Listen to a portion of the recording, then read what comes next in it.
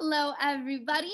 I thought that as we are heading into April, it would be a great time to read a story about bunnies, which we don't get to do very often, but because it is spring, we get to do it. So we're going to be reading Sleeping Bunny, retold by Emily Snowell Keller. So this is a allusion, a reference to the fairy tale Sleeping Beauty. So if you've heard of that one or read that one, it'll probably help you with this one. So here is Sleeping Bunny. Once upon a time, there lived a kindly rabbit king and his queen. Only one thing was missing from their perfect lives: a baby bunny, which was highly unusual in their family. One autumn day in the castle gardens, the queen burst into tears. If only I had my own baby bunny to love, I would be the happiest queen in the world. In a twinkling, a smartly dressed frog appeared before her. Your wish shall be granted, he proclaimed. A daughter will be born to you before the year is over. Sure enough, within a year, the king and queen had a beautiful baby girl. They named her Princess Bunny and loved her from the tips of her silky ears to the ends of her dainty white paws. To share their joy with the whole kingdom, they planned a great feast. Everyone would be invited, including the 8 fairies of the land. The king and queen knew the fairies would bless Princess Bunny with good wishes for a happy life. However, inviting all the fairies was not as easy as it seemed, for there were only 7 golden plates. Fairies cannot possibly eat off ordinary china. Thus, only 7 fairies were invited. Mildew, the 8th and crankiest fairy, was left out. The celebration was joyful. Each guest gave Princess Bunny a special present. Then the fairies bestowed their magic gifts. Sunflower gave her warmth. Mustard seed gave her spirit. Cornflower gave her common sense. Acorn gave her strength. Poppy gave her humor. Foxglove gave her kindness. And Primrose. But before the 7th fairy, Primrose, could give her blessing, Mildew arrived on a blast of lightning. Furious at having been left out, the 8th fairy pointed a bony claw at Princess Bunny and screeched, "When this bunny turns 15, she shall prick her finger on a spindle and die." Then, with a glare at the horrified guests, she vanished in a whirlwind. The king and queen gathered Princess Bunny in their arms. As they wept, the fairy Primrose floated forward. "Please don't cry," she said. "I have yet to give Bunny my gift. I cannot undo Mildew's spell, but I can alter it. The princess will indeed prick herself as foretold, but she will not die. Instead, she will fall asleep for 100 years." Primrose waved her sparkly wand over the baby. The king and queen thanked the kind fairy, but they wondered if sleeping for 100 years was any better than death. "We must do all we can to protect Bunny," declared the queen. So every spindle in the realm was destroyed. Time passed, and as the princess grew, the fairy's blessings were realized. She was smart, strong, warm, witty, and naturally beautiful.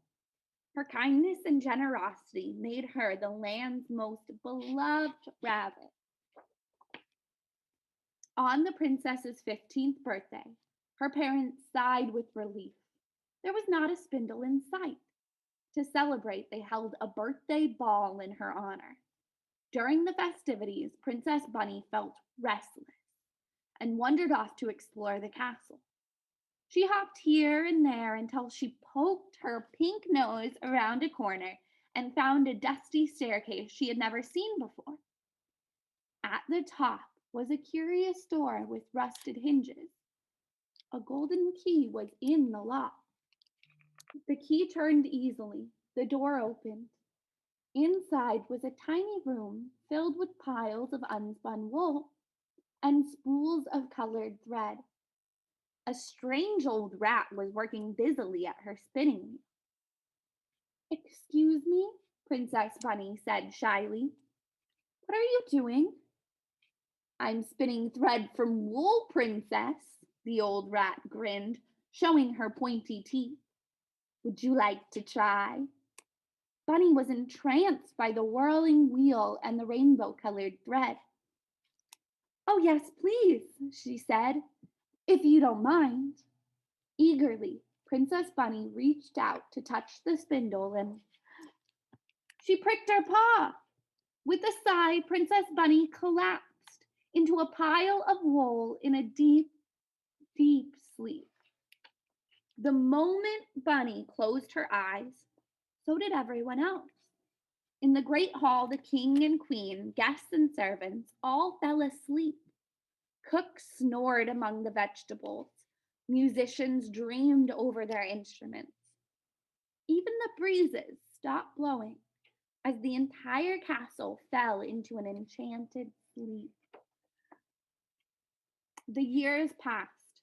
An enormous hedge of thorns grew up around the castle, so high and thick that in time it covered even the tallest tower.